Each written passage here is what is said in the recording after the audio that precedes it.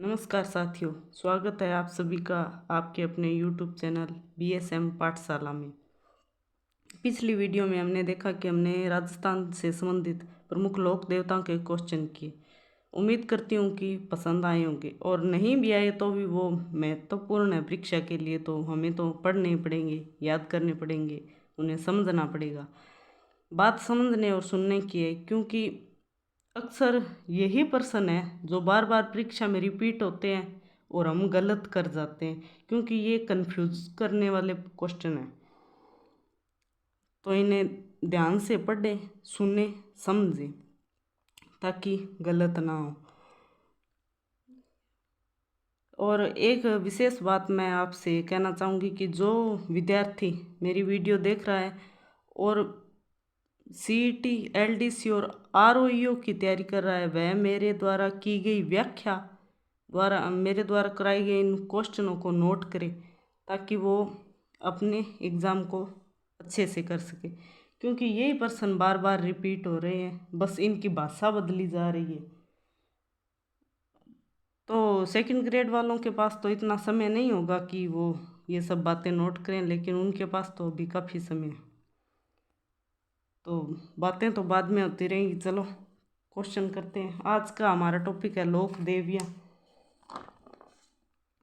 लोक देवियों के मैं 4 क्वेश्चन लेकर आई हूँ, और इनमें जो ऑप्शन है उन पर भी हम चर्चा करेंगे, जिससे कुल मिलाकर हमारे प्रश्नों की संख्या 15-20 हो जाएगी। तो पहला क्वेश्चन है, कौन सी देवी है जिनका मेला वर्ष में 2 बार भरता है? यहाँ हम अक्सर बच्चे ये सोचते हैं कि नवरात्रे, जब नवरात्रा शुरू होता है तब उन नवरात्रों में सभी देवियों की पूजा की जाती है, और लगभग सभी देवियों को 2 बार मनाया जाता होगा। ऐसा सोच के वो जो ऑप्शन सामने आता है उसे ही टिक कर देते हैं।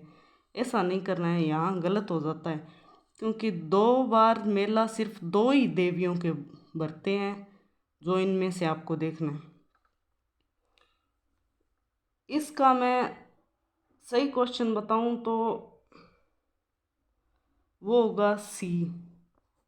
करणी माता और जीण माता का मेला चैत्र और आश्विन नवरात्रों में भरता है। लेकिन हम ऐसे क्वेश्चनों को देखें तो यहाँ करणी माता तो दिया हुआ है, लेकिन दूसरा ऑप्शन केला देवी है, जो गलत हो जाएगा। बस यही कारण, यही तरीका बदल बदल के एग्जामिनर हमारे सामने प्रश्न रखता है और हम गलत कर देते हैं।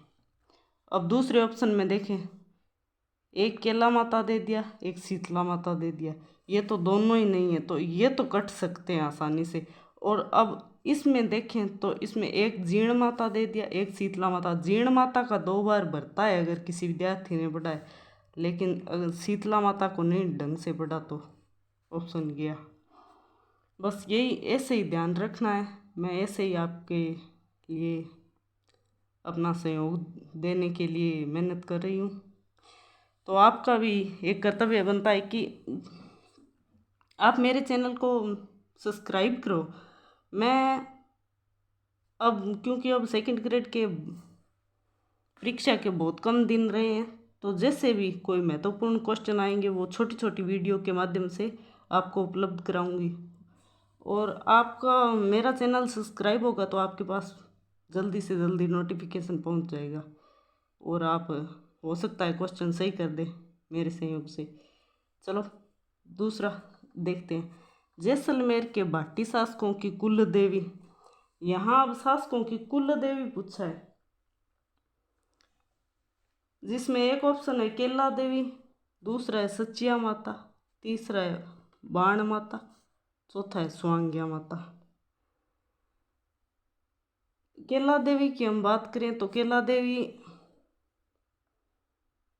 तो करौली के युदु वंश या यादव वंश की कुल देवी है। और सचिया माता की अगर हम बात करें तो ये ओस वालों की कुल देवी है, ना कि भाटी राजवंश की। यहाँ हमें जैसलमेर के भाटी की पूछी। जैसलमेर के भाटी की अगर हम बात करें तो स्वांग्या माता राइट आंसर होगा। और यहाँ बाण माता और बात कर लेते हैं। बाण माता मेवाड़ के सिसोदियों की कुल देवी है, मेवाड़ के सिसोदियों की। तो इन चारों को ये है तो किसी न किसी वंश से संबंधित, लेकिन ये अलग अलग अपना महत्व रखती है। केला देवी यादव वंश, सचिया माता ओस वालों की, बाण माता मेवाड़ के सिसोदियों की, और स्वांगिया माता जो जैसलमेर भाटी राजवंश की कुल देवी है। एक कुल देवी और इष्ट देवी में, इष्ट देवी या आराध्य देवी तो एक ही होता है, लेकिन कुल देवी में फर्क होता है, क्योंकि कुल देवी वो देवी होती है जो परंपरागत उनके कुल सभी कुल मनाते हैं, और आराध्य देवी किसी एक व्यक्ति विशेष की देवी होती है। जैसे कि यहाँ हम बात करते हैं करणी माता की, तो करणी माता बीकानेर के राठौड़ वंश की इष्ट देवी है, या हम कह सकते हैं कि आराध्य देवी है। लेकिन अगर राठौड़ वंश की कुल देवी पूछे तो नागणेची माता होगी, नागणेची माता जो बीकानेर के राठौड़ों की कुल देवी भी होगी और अन्य राठौड़ों की भी कुल देवी होगी। अगले प्रश्न की हम बात करते हैं कि राजस्थान का सबसे लंबा लोकगीत निम्न में से किस देवी या देवता का है। तो यहाँ लोकगीत की बात हो रही है, और अगर बात होती लोक देवता की फड़ की, अगर फड़ पूछा जाए तो देवनारायण जी की फड़ जो है सबसे लंबी फड़ होती है। और यहाँ तो सबसे लंबा लोकगीत पूछा गया तो गीत जीण माता का होता है। और अगले ऑप्शन पर हम बात करें तो यहाँ पे हम बात करेंगे रामदेव जी की। रामदेव जी की दो विशेष बातें, जो ये एक तो लोक देवता भी थे, लोक देवता के साथ साथ ये कवि भी थे। इन्होंने एक ग्रंथ की रचना की है 24 वाणियाँ, जो इनका प्रमुख ग्रंथ है। और मल्लीनाथ जी का तो आपको पता ही है, तिलवाड़ा बाड़मेर में पशु मेला भरता है। अगले प्रश्न की बात करें तो निम्न में से कौन सी माता के मेले का प्रमुख आकर्षण लांगुरिया नृत्य रहता है। यहाँ लांगुरिया नृत्य के बारे में पूछा गया।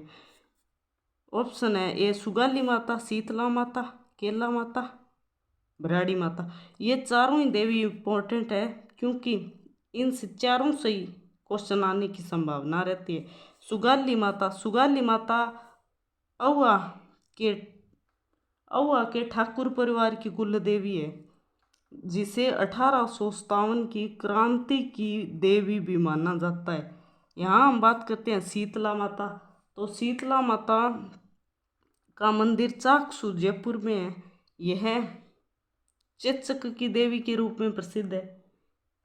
अगर इनकी बात की जाए तो इनकी खंडित मूर्ति की पूजा होती है। और अगर पूछा जाए कि गधों का मेला कौन सी माता से संबंधित है, तो शीतला माता से संबंधित होगा। और आगे आ गया केला देवी। केला देवी का प्रमुख मेला करौली में भरता है। उस मेले का प्रसिद्ध नृत्य लांगुरिया नृत्य होता है। यहाँ राइट उत्तर हो जाएगा सी, केला देवी। और आगे बात करें भराड़ी माता, तो भराड़ी माता आदिवासियों की कुल देवी होती है, जिसमें विवाह में वर द्वारा ससुराल में इसकी दीवार पर मूर्ति बनाई जाती है या चित्र उकेरा जाता है। ये भी प्रश्न कई बार पूछा जाता है कि आदिवासियों की कौन देवी कौन सी है, तो भराड़ी माता। तो उम्मीद करूँगी कि मेरे प्रश्न पसंद आए होंगे। अगर प्रश्न पसंद आए हैं तो मेरी बात की गौर करना, मेरे चैनल को सब्सक्राइब करना, ताकि आगे आपको जल्दी से जल्दी सूचना मिले और ऐसे प्रश्न भी और मिले।